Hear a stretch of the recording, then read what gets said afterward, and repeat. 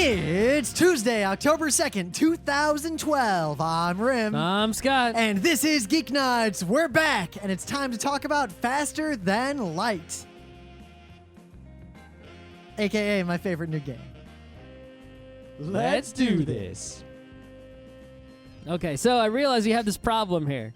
How many opening bits do you think we have now, not having done a show in weeks? Well, we let's got see, about let's see. 10 billion opening bits. So let's assume that my entire trip to India is only one opening bit. Only one. I mean, and I was here not doing Geek Nights for a couple weeks. How many opening bits do you think I piled up? Yeah, and then I was also after PAX. Remember, I came back, and I had that week where you were still off doing stuff. Yeah, so I realized we had this problem. I started off just before the show started. I told Rim, we got to ration the opening bits. Hold on to them so we can dole them out slowly over the course of the next bunch of episodes. But there is a flaw.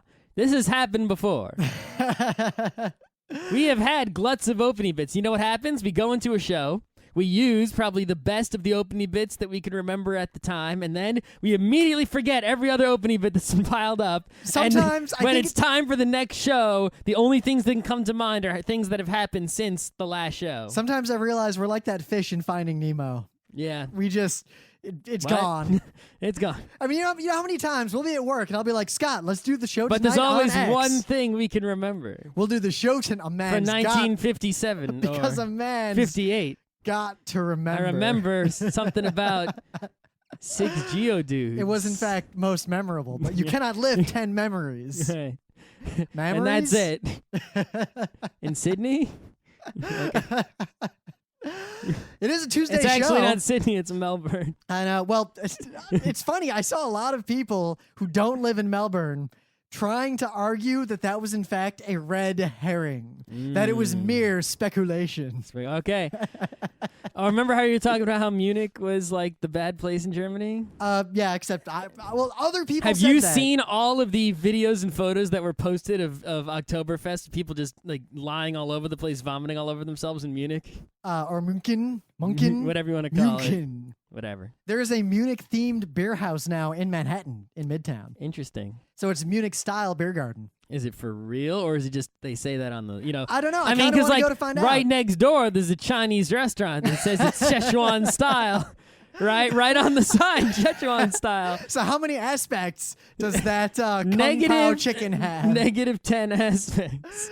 They would need to add 10 aspects before you could even detect that it was aspectless. But he's named after a famous general. Famous general did not eat that. Okay. Also, I want my last... So I would like to point out, if we're talking about beginning, now that we're back from our long hiatus, I hope you guys still remember we exist, but we put out the call for guest episodes. We got one really good episode that we put up. And now that we're both back, we have like 4 more guest episodes on the way. So we'll use them because there's more travel coming up. I think I'm going to Moscow now is where I'm being aimed. Moskva. Moskva. So, yeah. So before we get to FTL, I want to talk about a game that I played, I beat, I'm done with, and it is so cheap that everyone should play it because whatever, it's a few dollars. But Oregon Trail. Yeah, is a game. we saw this in the Kickstarter room at PAX. I saw it and I was like, Oregon Trail, is that just a zombie-themed Oregon Trail? And the answer is yes. That is exactly what it is. Now, this is actually Oregon Trail Director's Cut. Which is different. Oregon Trail was originally, from what I read, I've never played it or seen it. A free web game. I've played it. And it was just a like note-for-note homage to Oregon Trail. Mm-hmm. Oregon Trail, while it is homage, Like Hammond Oregon Trail. is also like the heart or the liver. We should or do- perhaps the brain. We should make Oregon Trail, and it's about organs and not, Hammonds. and not the musical instrument and not the body part. So is the opening just a like 8-bit representation of that opening scene in Punch Drunk Love with the Hammond organ? No, it's the whole track, right? The whole path is from one side of the organ to the other, and the guy walks all the way across, and then he walks all the way back to top row, and that then would he sound walks. horrible. Then he walks all the way back on all the knob parts. So Oregon Trail, And then the Director's Cut mini game is all on the pedals down on the floor. is I was never good at that mini game. Is not just an homage, but it is a good game in its own right. It actually adds, it has mini games, it has fun little Easter eggs. I think I paid a few dollars for it, and I'm not going to play it on hard. I'm not going to try to get a high score. In fact, I think the scoring mechanism is pretty broken because I got a higher score one time when I died halfway there than I did when I made it to the end with like 3 family members alive. Yeah. But it's super fun. And the main reason it gets points, the main reason I like it, is that if someone gets bit by a zombie and you want to put him down, you're like, I got to put Rim down or I got to put Rainbow Dash down.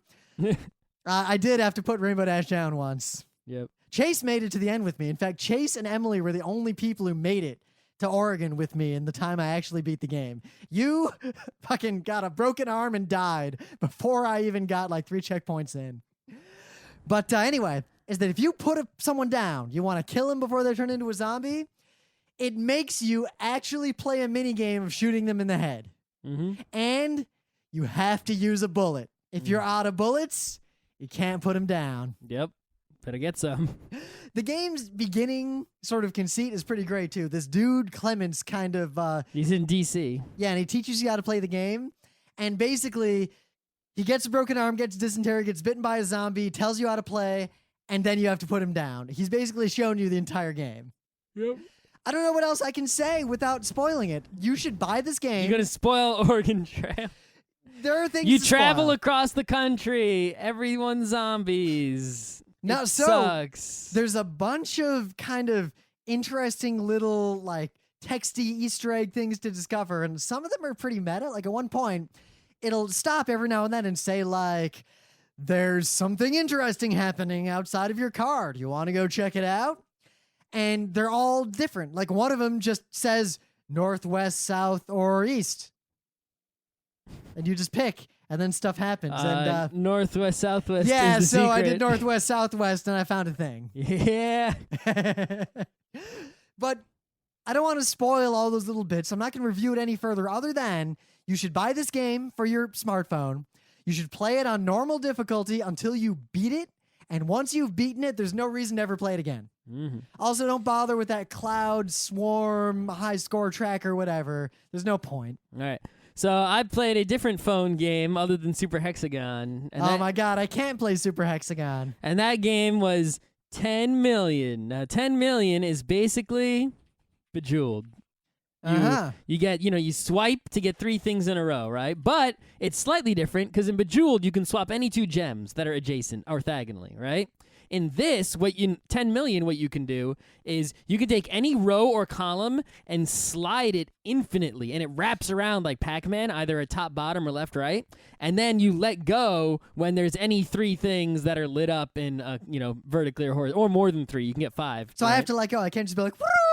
Right. So basically what you do is you pick a column or row and you spin it all the way around with your finger until something lights up and then you let go.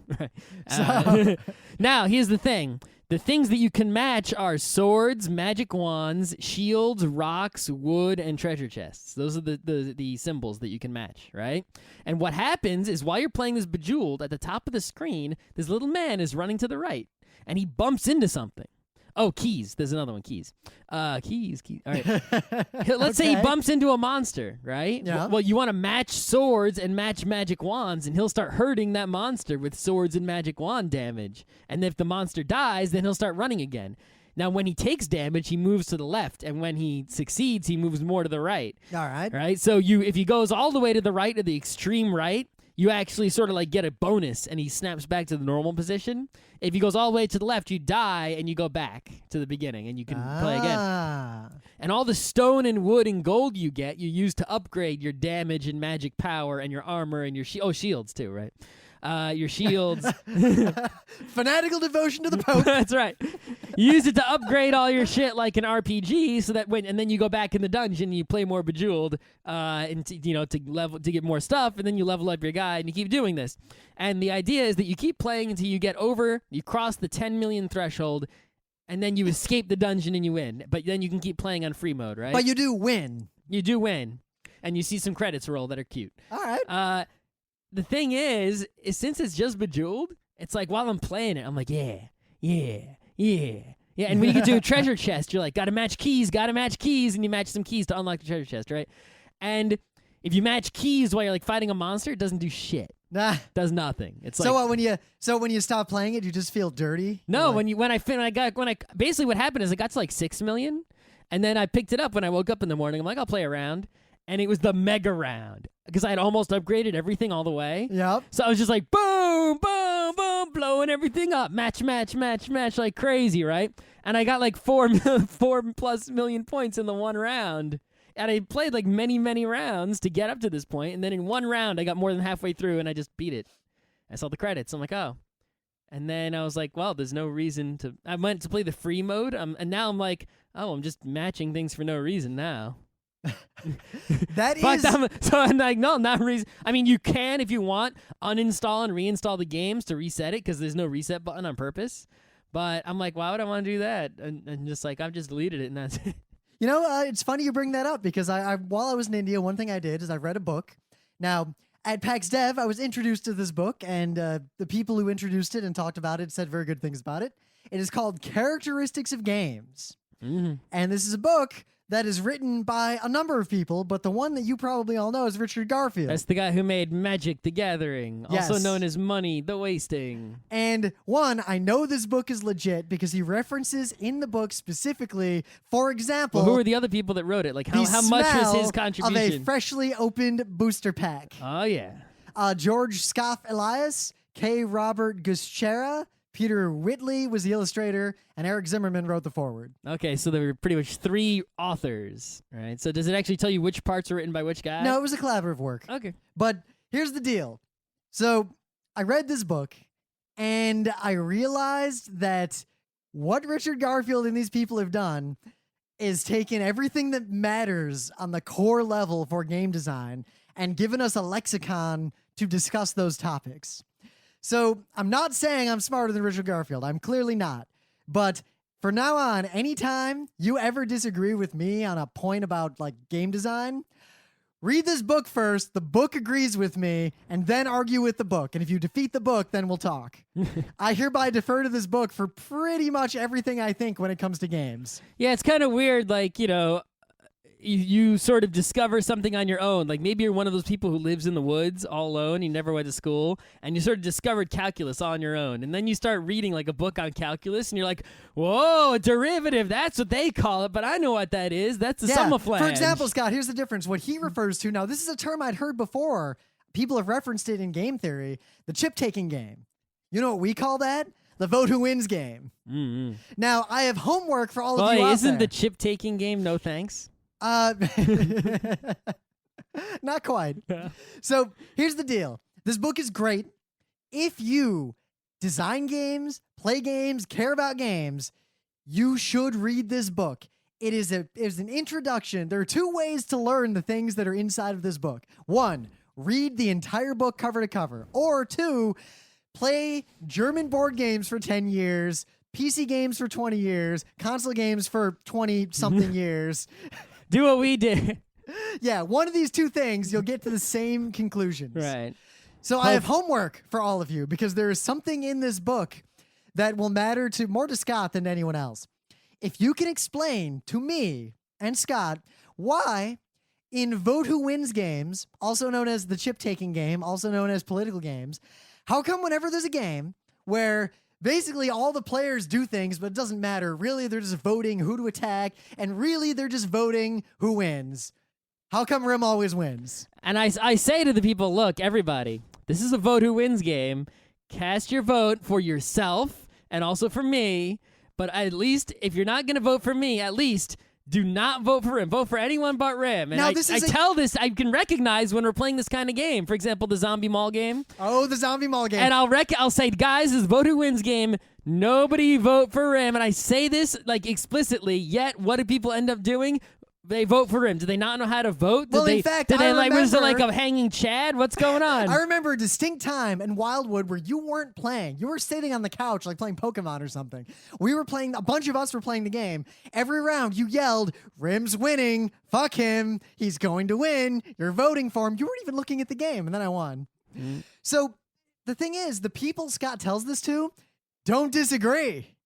They recognize, they know that even if Scott is trying to act in his own self-interest, they know that it is true from personal experience that I win these games pretty much all the time. So, Do they not know how to vote? Is that what it says? if you read this book, your homework is to tell us why I win these games, because it actually says straight up why I win these games. Well, you have the book around here somewhere, right? I do. So let me check it out. Oh yeah, I'll just give it to you. I'll check it This out. book at is, the library. I seriously though, I cannot express to you how How long useful is it? this. A week of reading, of Oh. deep, careful reading. All right. Let's move along. Okay.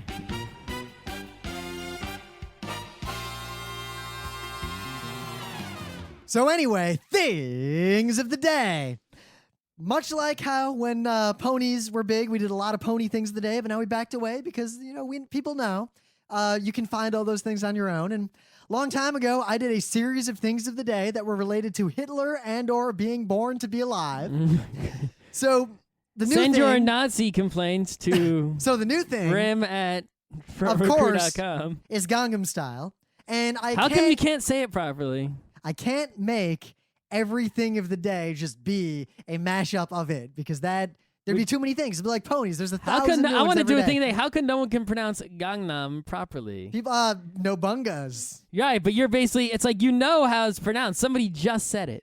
Yeah. And you're like Gangnam. It's like no, there's another N in there. It's Gangnam. I think what it is that even if you know how it's pronounced, if everyone else around you is pronouncing it wrong, you will start to reflect the way they say it, even if you know better, subconsciously. It doesn't happen to me. I listen to someone say something and then I say what they said.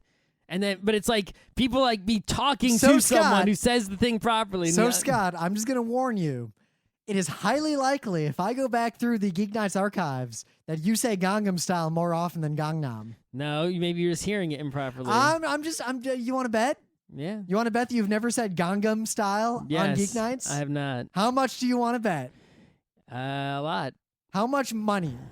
I don't think I've even said it that often. When have we said it on the show? I'm just saying. I might have secret knowledge. It's Gangnam. Anyway, so I'm just going, instead of giving you every mashup with it, because it would be the pony situation, this one had me laughing out loud and is also related to Hitler. Great. It's pretty funny. Okay, so October 2012. What month is October 2012? Well, it is many months, but most importantly, it is the month of the Flexagon. Now, you might be saying, what the fuck is a Flexagon? Here's a handy YouTube video that will show you what a Flexagon Oh, is. that's the same girl who did Snake. That's exactly right, the same first. She, Which was a thing of the day many, many, many, many moons ago. I think in Beacon Times, that oh was the my thing God, of the yeah. day. She has done many similar videos that are basically this mix of like mathematics and adorableness. Right, so watch this video about Flexagons. Yay! So, in the meta moment, we're back from PAX Prime. We're back from PAX Dev. We didn't even talk about in the news, but PAX Australia was announced while we were I think at PAX. I can't even remember like the last episode we did what we talked about. And there's a good chance we'll go because it doesn't directly overlap with It's Kineticon. the which, week after Kineticon. so here's what we're going to have to do. Go to Kineticon, run the panels department as always. Do you want to go to Australia immediately after Kineticon, or do you want to go to to the PAX Australia and then stay in Australia after? If I go to Australia, I am definitely staying there for a while. Right, but are we good? We could go immediately after Kineticon and then stay there until the PAX and then leave, or we could go there, get there Scott, for the PAX. you act like these are mutually exclusive. And If I go to then- Australia, I'm staying there at least 2 weeks. Are you gonna say the before and after the PAX? No, I'm probably going to go there with just enough time to be ready to do PAX. Yeah, see that. So you're using option number one. But which- then I'm going to stick around for like 2 or 3 weeks. yeah, I'm just saying. Or do we go? Because we could leave immediately after Kineticon. I'm going to leave like a day or two after Kineticon, but I need to like get my shit together. No, I'm just saying. Do we?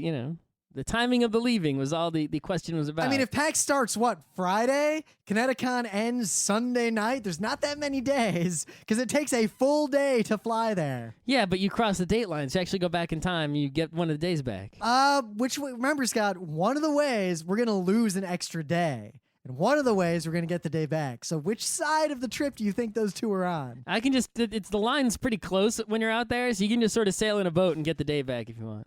I mean, it only takes like a couple hours to get out there, right? So you just, you take a couple hours in the boat, you go out there, you reset one day. But yes, it's there like was- 30, it's like Half Minute Hero, right? There's Just quite you a go to bit the of statue. consternation because, as you guys know, for many years now, me and Scott run the panels and workshops department at Kineticon.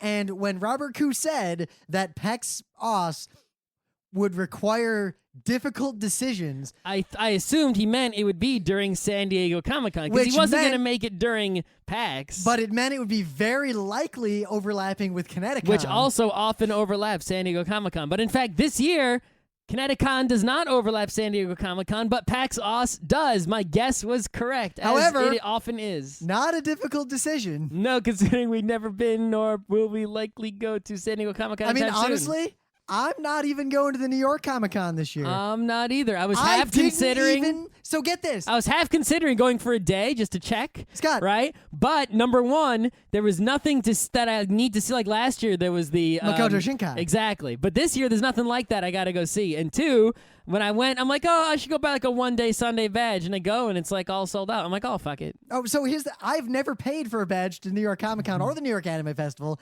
but I've been to all of them up until this point. You didn't go to the No, first I did not New go York to the Comic-Con. first New York Comic Con, the one that was a disaster. Right. But I went to all the other ones. But this year, I didn't even bother. Like, I got the press stuff, and, we've gotten a press badge every year for years now. I didn't even bother because I literally could not think of anything I wanted to cover there. The only thing I could think of that I wanted to cover It was show all the empty panel rooms. Yes, because I have all this video from last year and the year before where I walked around and all the panel rooms were empty. It was all like a publisher announcing a game or announcing like some book or comic that no one gave a shit about. to an empty room so they could just say that they announced it at the con. And if anyone doubts me, no, I have video. It's like, dude, if you have a booth, you could just announce it at your booth. What do you need to get the panel for? Yeah, I don't know. The New York Comic Con. I also have a feeling, right, that maybe in general they don't want panels because if there's panels, then people who are going to stay there for the duration, no matter what, are going to spend their time not buying things. Yes, there is a very specific incentive at the New York Comic Con and events like it to funnel people in and funnel people out New York auto show style Mm-hmm. for the counts. But yeah, maybe we'll do a show on that kind of stuff Yeah, later. whatever. But anyway, suffice it to say, we're not even going to go to the New York Comic Con, but we will probably be around in the city. So if you guys go to it, we may show up at an after party. Anyway, by the way, the New York Comic Con is not this weekend, but next weekend. It's October 11th through 14th. But you know what? Fuck that noise, because shortly thereafter, right before Halloween, is Burning Apocalypse Con 2012. I think it's just called Burning Con. Is it? I don't even know. I signed up. I haven't even looked at the website, if there is a website. Yeah. Just Burning That Con. coincides nicely with the 7th anniversary of Geek Nights. Wait. 6, So it's 7, just 8, 9, Burning 10, Con. The 7th anniversary of Geek Nights. It's just Burning Con, but Vincent Baker is going to be there. Yes, it's Burning Con 12, the Triumvirate. That's why because it is the Triumvirate, because it includes Luke Crane, Vincent Baker, and John Harper. So that's the Triumvirate. The I am three running. games by those three game designers are acceptable. I am running in a scenario that I've run at many events to date, and I think it's getting pretty solid. I thought you ran it once. No, I ran it at Burning Con. I ran it at 2 recesses. Oh, okay. And I got to say, running Burning Wheel at a recess really sucks. Oh, how was it at the second? I didn't even hear about how it was at the second recess. But Not as bad as the first one though, with the guy who was oh my god, the guy who adversarial. sits down, he's like, "So I hate these fucking indie RPGs." Then So why what- did you sign up for one? He's like, "So what's Burning Wheel got for me?" One guy in this game was like, "You know what I fucking hate? When a game has a bunch of rules for everything. Please tell me this game doesn't have like social conflict or any bullshit like that." Another guy sits down, he's like, "I only care about procedural mechanical resolution of conflict." And these two guys just stared each other down the entire game. But anyway, I'm running that again, and I think it's going to be awesome. But more importantly, Kahil White, our good friend, really important at PAX Prime and East, Reed Pop and all that. He's going to be there doing Baby's First Burning Wheel all right, beginner track. why are you making an announcement? That's like saying it's like usually you say someone's going to be at a thing when the person's going to run a thing or if they're, an important, right? He signed up just to go to it like everyone else. Yeah. You know who else is going to be there? Most of our friends not going to be there because they're all wusses who are afraid of running a game. Because here's the thing. Burning Con makes you a badass because you are required to run a game to But even attend. This year, there is a beginner's track. It is more expensive, but don't think the beginner's track gets you out of running a game. You still have to run Because it games. doesn't. You just get taught on day 1 by Luke Crane. On day 2, you run a game. Yeah. And you could try to be a pussy and show up on day 1 and learn and not show up on day 2, but then you know what happens. Luke Crane shows up Luke in Crane your house. shows up at your house, and you know what? It's not called Burning Wheel for no reason. There's much I burning. just picture Luke Crane wearing like some Scandinavian metal black t-shirt and his red rim glasses with a burning wheel, KKK style, That's on the right. lawn. So if you've never even played a tabletop RPG in your life, sign up for a beginner's track. It'll be totally awesome. I'm not allowed to sign up for a beginner's track, or else I totally would. In fact, he makes a big deal about how if you are caught being in the beginner's track and you are not a beginner, burning. no, not only are you forced to move to the normal track and you don't get the extra money back, but I think it says that Luke will sit in your game and pester you. Oh, that's like a bonus though, except for the burning part. They also have rules about hacks, which I think is very important. I just want, the meta's going I'm not a long. hack fan. I gotta say. I am done with hacks at conventions. I don't know why everyone loves hacks so much. It's like, just play the game by the fucking rules, all right? The Don't reason start I'm messing playing shit Burning up. Wheel or Inspectors or some indie RPG is because I'm sick of taking a shitty system and hacking it to make it good. Most people who hack games, not good game designers. The hacks are worse than the actual game. Right. Anyway, quick meta moment. Are we meta momenting right now? Yeah, we're meta momenting. It's Okay. long. Yeah. Well, there's so much meta has piled up. All right, so I got one more, and then you can go. All right. So we did, our lecture at PAX Prime, and I can't obviously upload video of our stuff at PAX Dev, but I did upload the first of our 3 mini lectures, When the Game Plays the Player, aka we talk about DDR for 20 minutes. Don't hate the player. Hate the player. And we realized, you know what this panel really is? How to be an effective hater 101. It's a good panel. And we got to try out our multi-camera angle. There are 6 distinct camera angles in this video.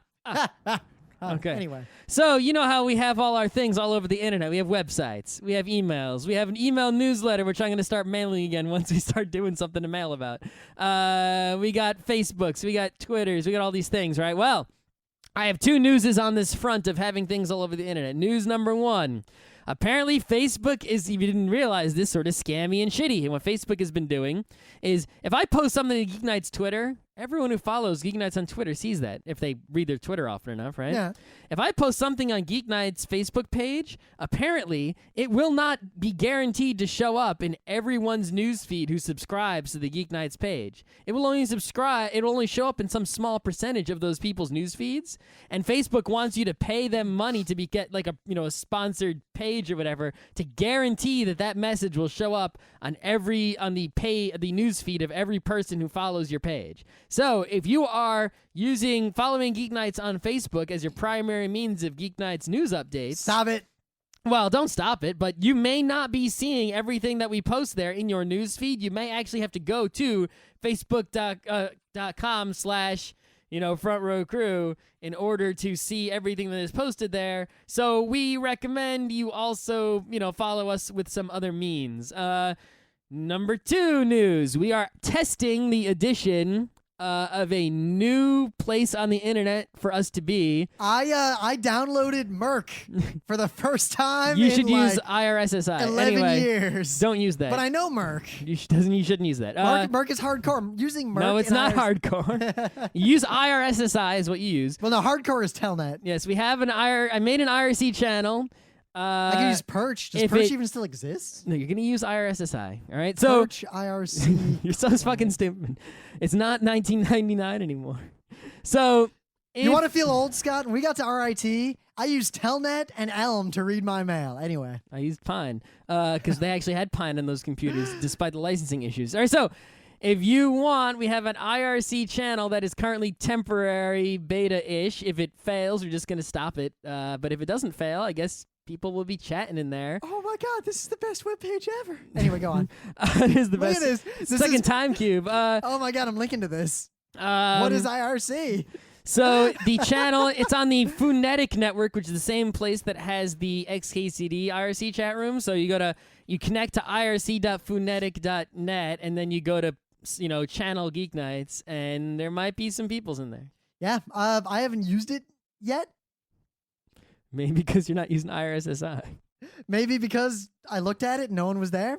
That's also true. The thing is, I remember a long time ago, I said something and someone else said this and I was just paraphrasing, but it was basically IRC, the place where people turn on bots to idle until they die. That's right. We actually have one bot in there. All it does is keep logs of the chat room and put them on our website. You can go to frontrowcrew.com/IRC/logs. If we want to go old school, we need a bot that every time someone types Ubuntu, it writes phonetically Ubuntu. You can write whatever kind of bot you want. I've never written an IRC bot. There's plenty of easy ways to do that. I imagine there are. It's actually one of the easiest things to program. If you want to learn to program, that is not a bad project to start with. All right, let us move on. Yeah. So, FTL. So there was this game, Faster Than Light, and it had a Kickstarter. In the time period when I was kickstarting like crazy, I saw the Kickstarter page, and I was like, damn, that game looks pretty cool. I'll drop you some dollars. I'll give you the minimum amount of money required to get this game. So I did. I saw it, forgot about it promptly. Of course, I forgot about it, and then they messaged me, and they were like, hey, the game came out. Here's your code. Go on Steam. And I'm like, oh, okay, I guess. So I went and I got it on Steam and I played it and I was like, oh shit, this game is actually, whoa. This game is stupid fun and it runs on anything. So on my laptop, like the one idle game, if I'm on a plane or something, was Binding of Isaac. Because it's basically an action-y kind of roguelike. And you can, when a room's empty, you can just sort of hang out. This is basically the same, it fills the same niche for me, except I actually really like playing it the entire time I'm playing it. Except the time when I get fucked over, which is every time. But Scott, it is not the point of a game like this in the losing. No, I think there should be a mode that they should have 3 modes. Right now they only have 2 modes, easy and normal. And I think number 1, that's wrong. They should have learned from Super Hexagon. If you don't have a true easy mode, don't call it easy mode. In Super Hexagon, the easiest mode is called hard. In Faster Than Light, they should have named the modes normal and fuck you. And then they should have added a 3rd mode, winnable, and they should have added a 4th. They should have added a 4th mode, nightmare, because everyone knows what that means. But Scott, easy mode's actually really fucking easy. Easy mode is not winnable. Try to win the game on easy mode. I haven't really tried that hard. I've never actually played easy mode. I don't think you can. Oh, you just said easy mode's actually really easy, and then you said you never played because normal so you're mode lying. is not that hard. And it's on I haven't tape. beaten it, but you know easy mode is not easy. We'll see. Try to beat the game. I can get to the boss on easy mode pretty reliably with a particular strategy I've come up with, but I cannot beat the boss with that strategy because it was a very good strategy for getting to the end and a very bad strategy for beating the end. Well, just warp forward as fast as possible. But the problem is all the strategies for beating the end, like building my ship up along the way, are very, very bad for getting to the end. You gotta get that crystal ship, man. I don't have the crystal ship. Do you know how to get it? You got to do some unlocky bullshit. Yeah, you have to get this too much luck. All right, that's the first thing I talk about in this game. What do you mean too much luck? The game, that's the point of this game. That's bullshit. I want a no luck version. It's called the winnable edition. The point of this game is that it's a roguelike Star Trek simulator. You can have roguelikes where you can. There's people where no matter what luck they get in a game of NetHack can still go get that fucking amulet at the bottom, whatever it is. No, bullshit. Sometimes you just get fucking killed. No. There are people who, no matter what, right? You get 2 guys, set them up with the same dwarf fortress that's in the exact same thing, right? And one guy will kick some ass and one guy might die right away because he doesn't know what he's doing, right? There is a non-luck element that is very significant. Yes, and you know what? In FTL roguelikes. there is too, because I've already, let me find some speed runs on YouTube. Yeah, an FTL speedrun? No, why do I suck? I'm not saying I'm great at this game, but I don't think you found any. no, I didn't. All right, I will look for this. Oh, here we go. FTL speedrun, no scope? What? No scope. Is it Final Destination Fox only? I mean, So, Scott, What is this game? So Faster Than Light is basically, it's sort of Star Trek, but it doesn't have the whole bridge thing going on, right? It's sort of an RTS, right? All you see on the screen is your ship and the guys in it, and you control them and give them orders in an RTS mode. You click on them and you right click to tell them where to go, and depending on which room they're in your ship, they'll do different things. You can also have complete control of the energy in your ship, right? So you can say, and your ship produces only so much energy, and you only have so many places to put it. So if you have more places to put it than you have energy available, you have to decide what to turn on and what to turn off in real time. So you might say divert energy from the weapons to the shield, or turn off some shields to turn on some weapons and stuff Now like look that. what's going on here. It's doing the good game design thing of when you think about like Star Trek or any kind of thing like this. What's always happening in the show? Divert power to the engines. Right. You get to do the thing that you always think about and see in these media. Well, unless you spend enough your resource points to get enough power that everything is powered all the time. but then you don't have any other stuff to power up, so it doesn't right, matter. then you need to spend some resource points to make things consume more Now, power. the reason this game shines is that you will never have enough fucking anything ever. Yeah, You'll be looking, you'll be like, if I turn off the oxygen, I can power up that missile one more time. yeah, or I'm out of missiles, so let me power those fuckers down. And you know what? I'm going to turn off the med bay because nobody's hurt right now, and that gives me enough energy to temporarily boost the shields. Now, the most important thing is that this game would be bullshit, but for the fact that you can pause with no penalty at any time and redo all your orders. Because it's a single-player game, even though it's an RTS, you can pause. And it's like, hey, why doesn't single-player StarCraft just let you fucking pause, give orders, and then unpause? Because I don't then know. it's such a completely different game. Right, but it's only in the single-player part, But it's like, hey, there's no micro to worry about. There's no fast clicking penalty, right? Because you can pause, give the guys orders, unpause, and you can do it as much as you want. In Now, fact, the guys it's follow their orders, slowly or well, quickly, if they're depending. fucking rock guys, they're fucking so slow. Oh, my God. Rock guys. Anyway, I had some Mantis guys. I had a rock guy trying Mantis to kill guys him. are the best. No, so 4 fucking Mantis guys came into my O2 room and started fucking it up. Just everyone run to the med bay and wait. Yeah, and you know what? They fucked it up, and then they moved room to room, fucking it up. That's and, what happens. Yep. Yeah, and I vented, and eventually they destroyed all my systems, and then the ship that was there destroyed me. Oh well, you have to see. The thing is, you have to keep. Yeah. See, usually when someone attacks my ship and they board me, I just let them destroy all the systems, and then Scott, they get to the med bay and they lose there because the med bay heals my guys. Yes, while they I'm destroy your fighting. shields, and then the lasers from the ship take you out. I've actually been rather lucky in that they sort of avoid the shield room. They go to the med room first. You know what? I'm going to feel dumb. The room with the door control, I didn't realize what that was until it got destroyed. Oh, good job. So I was fine. I'm playing my game. Everything's going okay. And then these Mantis fuckers come on my ship to fuck my shit up. And I'm like, all right, I'll just vent. So I open up all the doors to vent those guys out. And my guys are hiding in the med bay. And then that room with the 2 vertical things broke. And then I took out the Mantises. And then I couldn't close the doors. And See, what you do is you send 2 of the guys into the door room to fix it, and then the room that had no oxygen. Right, but died they have to immediately. keep running in and out a whole bunch because it's right next to the med bay in the normal ship. You keep running in and out a whole bunch till it's repaired. Yeah, I was 1, not in a normal ship, and 2, it didn't work out. Oh, okay. But yeah, and then you can, Yeah, it was not a good situation. no.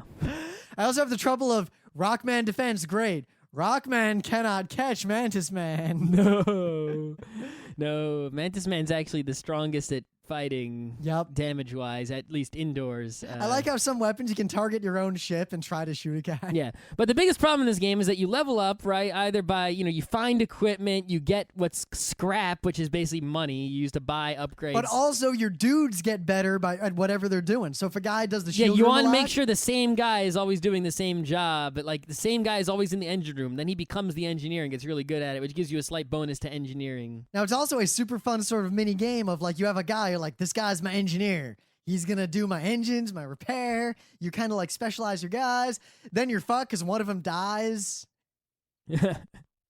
Yeah, and it's like So far, this is a 9-minute speed run, and the guy's doing okay. Right, the biggest problem I have in the game is number 1, even on easy, you don't get enough scrap That's good. to buy all the. You can't fully upgrade all the things. You shouldn't be able to, otherwise it'd be boring. It'd be like cow clicker. Winnable. And 2, right? The other problem is that even if you get the scrap, you go to the shops and they just might not have the thing you want to get. It's no consistency. So it's like, I got a strategy that involves stealth, and it's just you can always spend that on the ship instead. Right, but it's like you go to the first shop and there's no stealth, and you go to the next shop and there's no stealth, and you're like halfway through the game and you still haven't found the stealth device. Yeah, you know what? If you still think that stealth's going to be your thing, you should give up on it. But it's like then you need the stealth because the final boss, he shoots you with this friggin' multi-drone attack, and you need to enable stealth right then. That's the way to beat him. To me, the point of this game is that you can't do everything, and it is so hard. It's just make do with what you got and see how far you can get.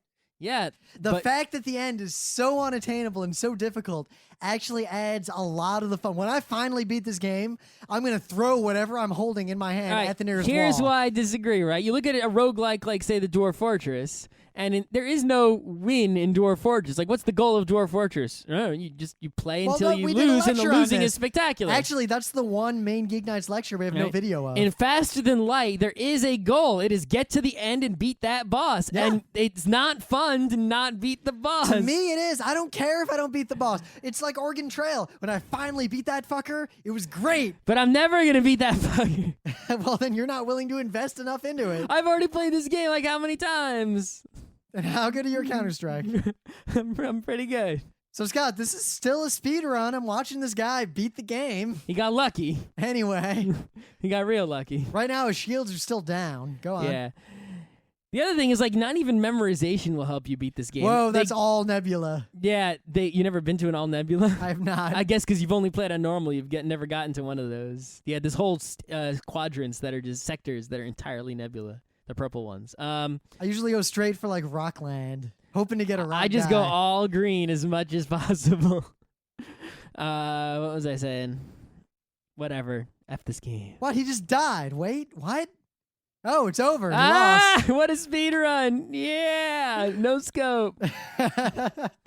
No scope is why he got shot, Rimden. Anyway. Meb Turbo, my man. I am fine with the fact that this game is goddamn impossible because that adds a lot of the fun to me. Yeah, wait until you're pissed you can't beat it. What's the point of this game? Wait till you get, we're going to see. You're going to get good enough till you get to the point where you can get to the final boss reliably. And then wait till you see what that final boss is like. And then you're going to agree with me. The only reason you don't agree with me now is because you haven't seen Scott, final boss. I enjoy games. No, you don't know. You said this is why. You don't know what the final boss is like at all, do you? I know he has 3 stages. Yeah, what else do you know about him? That's it. Yeah, this is why you're not in agreement with me. So I'm going to assume that you actually do agree with me because you don't know what happens at the end. But Scott, I enjoy that kind of bullshit. No, you don't understand. Remember when we played No, Crystal you don't know Chronicles what the bullshit for the is. first time, and we beat that first stage, and that second stage, and that third stage, and there just came more stages. That was like a 4-hour boss battle. Well, that was the square Tesseract boss. Yeah. I remember dying at a later stage and realizing we had to go back that 4 hours and start over. So yes, I do know what that is like, and you know what? Bring it. No. Baby. No. This game is stupid fun. Everyone should buy it and play it. Oh, yeah, that's true. Wait a minute. So everyone should buy it and play it. It's stupid fun, yet you hate it. Yes. Huh.